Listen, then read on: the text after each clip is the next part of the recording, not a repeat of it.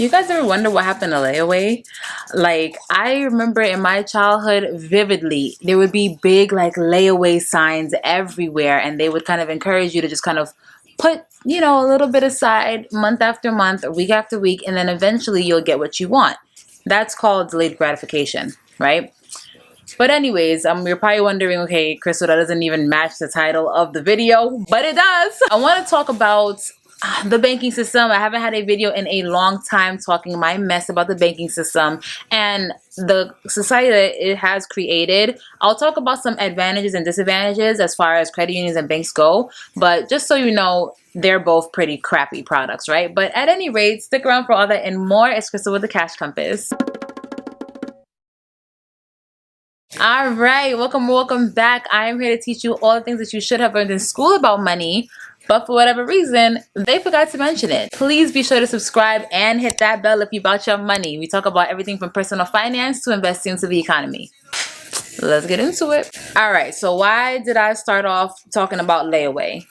What actually inspired this was I was in Belize and they had a sign that had layaway, right? Because in Belize, banks don't have as much power as they do here, right? Like here in America, the banking system, to me, this is my personal opinion, they're on top of everything, okay? They are above politics, they are above the government. To me, the banks they have a lot of control because they issue out our currency. They make the money. And if you don't believe me, go on the central bank's websites and you will find that information. People will fight me in the comments when you can go straight to the source and they'll tell you themselves. But at any rate, so over there, they're still doing things like layaway, right? Because they don't have a credit system. They don't have credit scores. When you want a loan, they just make sure you have a good job and then you get the loan, right? It's not like here where we have this whole like tiers and there's levels to this, this ish.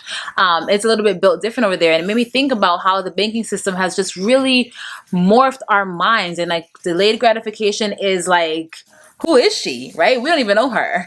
Back in my day, I'm sounding like a grandma, but back in the day, you had to put money aside bit by bit. Credit cards were not a big thing, right? I think credit cards are relatively new. So the banking system has really perpetuated this because we have easy access to things just like that, right? Think credit cards, where they weren't popular before. But as it became more popular, it was like, should I do layaway and have to wait months and months and months to kind of get what I want, right?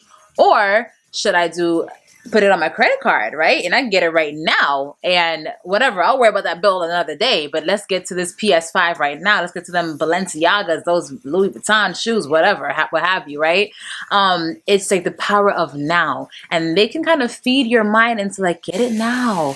There's no need to wait. Why wait? Just put it on your credit card. Just get into some more debt. 22% interest? Minor detail, okay? You want that PS5, don't you? And that's not cool to me. And this happens in multiple areas of the banking system. It's not just with credit cards. Every single piece of debt strengthens the banking system, right? And it also strengthens the Federal Reserve. This system feeds off of debt. And in fact, when you pay off your debt, you're actually destroying money, okay? How is that for some science? I know they say things can't be created nor destroyed, but you are destroying the dollars because these dollars did not exist. They only existed because you needed a loan. And once you pay off that loan, well, that money is no longer here. It needs to be loaned right back into existence in order to have it float around. And this is why, higher ups and people, they would like for you to get into debt because more debt means more money into the system. More money into the system means that they can kind of allocate it however they want to. Because I've told you guys before, it's mathematically impossible for everybody to pay off their debt, right? So it's very possible for somebody to make a whole bunch of money and kind of zap the wealth out of the many into the few and then leave those people to fend for themselves, right? Leave you quite honestly for dead. And that's why it's important for them to have more money rush the system and then they can allocate it off to the rich, right? And that is a complete flaw. I don't know if it's a flaw or if it was an intentional design in the banking system, but that is how the wealth transfer really originates. It originates from people getting into debt and then not being able to get themselves out of debt. Another danger is counterparty risk, right? There's no asset that is truly exempt from counterparty risk, but you can actually reduce the amount of risk you have. And let me explain what counterparty risk is to begin with, right? Counterparty risk is the counterparty effing you up.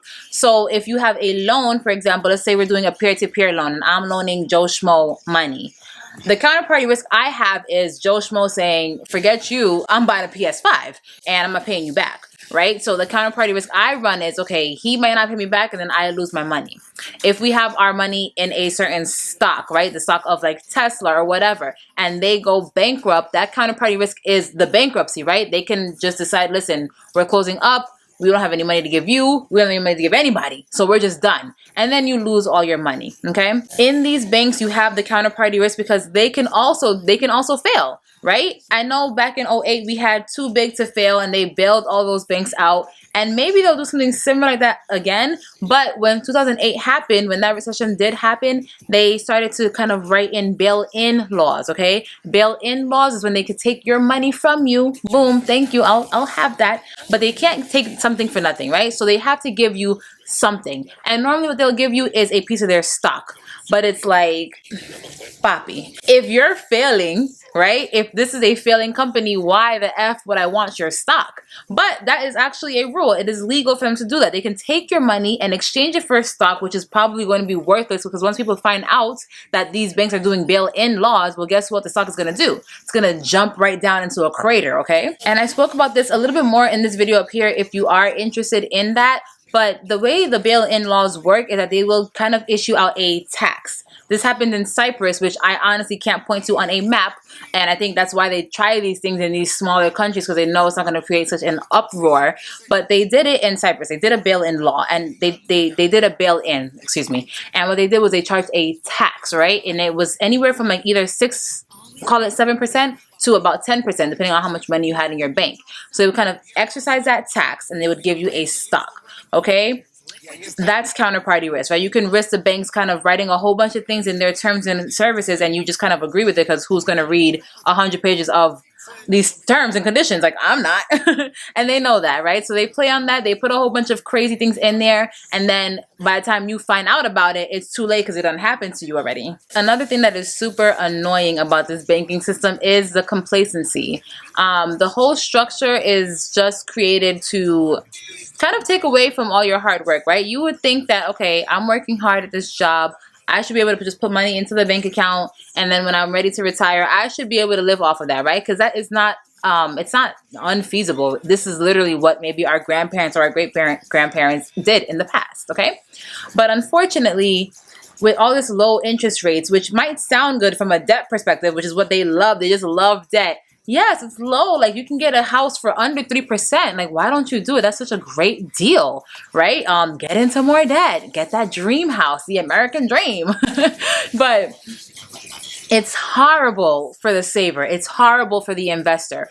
And honestly, forget saving. If you're saving, you got to stop, right? Because you're actually not saving. Most banks are not giving you any type of interest rate to even talk about. Okay, and if they do, it's met with a whole bunch of different restrictions. Like, we'll give you 10%, but it's only on the first 1,000. Or we'll give you 5%, but you got to keep your money in here for 1,700 years. You know, something unreasonable. It's not competitive. They force you into the risk curve. And it's not right? Because what if I don't have a big risk appetite, right? Like, I want to set up myself for retirement, yes.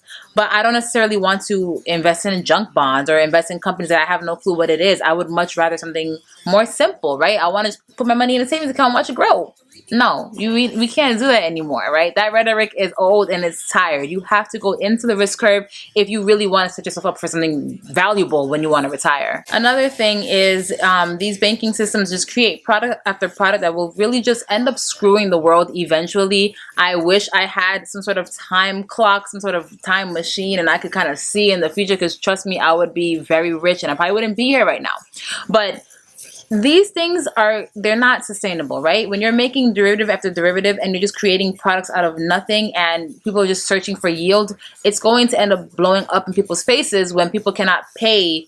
Like I told you before and plenty of times, it's mathematically impossible for everybody to pay every single thing all at one time, right? There's always going to be somebody who's behind, because it's mathematically impossible for every single person in this world to be solvent, to be on time with their bills, right? Because there's not enough money out there for that. When they create these products and these assets, a lot of times the valuation is literally made up. And of course, they have certain metrics that they use. It's not like they're just kind of pulling a number out of a hat, right? So they're doing what they can as best as they can. But sometimes there are situations where they created a product, but they literally don't even know how to measure it because there's no market demand for it. So they create the product and they create the worth of it.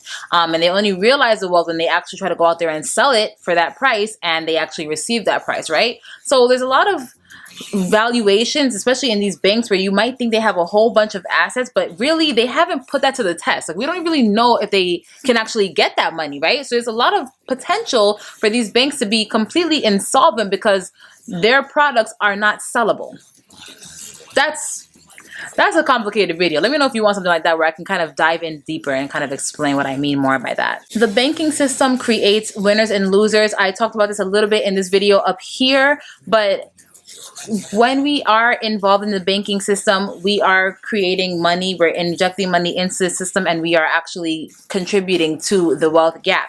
Because when that money comes in, the rich kind of grab it up, and then the people who don't know how to manage their money, they end up holding the bag, and they end up foreclosed on or in bankruptcy and just struggling to make ends meet. So let me think of some benefits, right? Because I don't want to just be completely negative. So let's talk about credit unions and regular banks and what the benefits of each are. I have some notes in my phone, so don't mind me.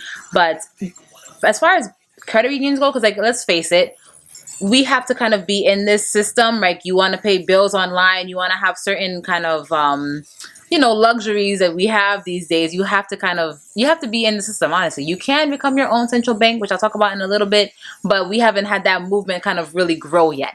So if you're thinking about a bank or a credit union, which one is better? Well, with credit unions, you have the benefit of it being a more local community of people. You're much more likely to walk into a credit union and convince them to get you a loan than you are a big mega bank who has policies and procedures and they just can't do this because it's not in the book, right? You can go to a credit union and be like, look, here's the situation. Can you please give me a loan, this, that, and the third? It's much easier to create a more homey relationship with a credit union versus a bank because they are a smaller community, right? You have to have a certain criteria to meet it, whether you work in this area or you live in this area, or maybe you went to that school and it's a school's credit union. Like, there's a certain restriction that allows you to kind of join the club. They still insure your money up to $250,000, which of course is a scam, like I talked about in this video up here. But, it gives people the warm and fuzzies thinking, okay, I don't got $250,000, so my money's going to be good, right? Maybe it will, maybe it won't. What I do know without a shadow of a doubt is that the FDIC does not have more than 2% of the money that they claim to insure. But like I said, watch the video up there if you want some more information on that. The limitations of the credit union and this is kind of a weird one. I don't even know if it makes sense, but they're not as protected by the government. The Federal Reserve, a lot of people say they don't really know who owns the Federal Reserve, but I think it's very safe to say that the banks, what they call the primary dealers, those are the big mega banks, they have a lot of interest within the Federal Reserve. Whether they're actually the owners or not, I don't really know. That's something that I have to actually do more research on myself, because we don't have the answers when it comes to the Federal Reserve, right? They're really very much so on the hush. But you best believe that a credit union is going to fail. Like, if they want them to fail, they're going to fail, right? They don't have as much protection too big to fail because they're not big. They're small. They're designed to be smaller so they can kind of help people on a more personal level. So you don't have that kind of protection. Not that you have that protection with the banks, but let me get into banks now. So what are the benefits of a mega bank? Of course, it's convenience. If you want to move all the way across the country, your bank's going to probably meet you right there, okay? In a credit union, not all credit unions, I mean, there are like shared branch services, but anyways, your credit union more than likely will not be somewhere else unless it's a big credit union, like the Navy credit union or something like that.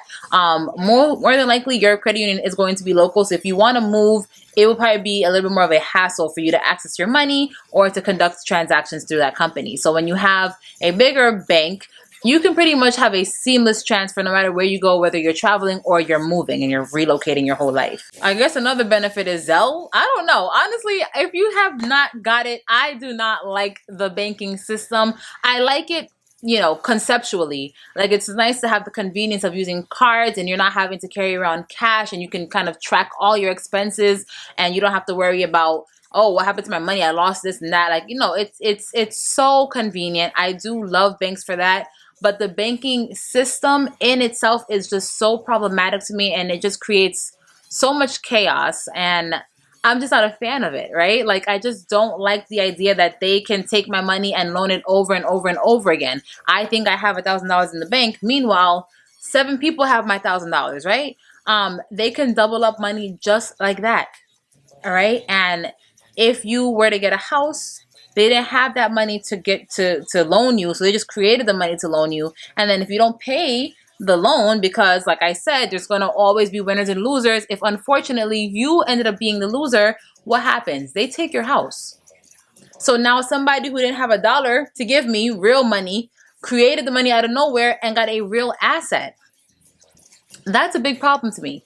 I don't like that, right? I don't think it makes a lot of sense. I think that if we had 100%, or maybe even more, maybe like a 150% reserve requirement, where it's like, okay, if I put $1,000 in there, I have to have my $1,000 in there, and you have to have more than that, just in case you loan my $1,000 out to somebody else and they don't pay their bill. You want to still make sure I can still come back and get my money, right? So like, we should have a full reserve requirement. There's really not much of a reason to me why we should have fractional reserve banking, unless you want to make sure you're picking winners and losers and that people are getting more richer, which I totally get, because if I was in the higher ups, I mean, I wouldn't be complaining. Okay, I'd be like, I hope nobody finds out, right? But it's not fair. I sound like a brat, like it's not fair, but it's not. I wish more people were aware of this, because if people really understood, we could have a true revolution, and then, you know, we could become our own central banks, like I mentioned earlier, which a lot of people think you could become your own central bank by having currency that is outside of the system. When I say outside of the system, I mean the banking system doesn't really have a lot of control over it. So when you have your physical assets, your physical gold and silver, if you want to transact in that, they would literally not know, right? And of course, people do illegal things. I mean, I'm talking about just legal, like, this is a nice a transaction that I can conduct with somebody, and it's just outside of the system. Okay.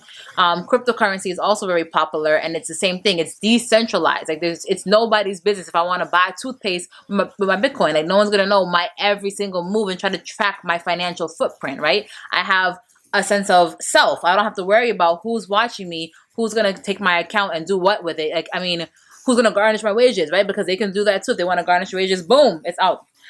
So becoming your own central bank would mean you have your savings in something that is not susceptible to being snatched up by this government, right?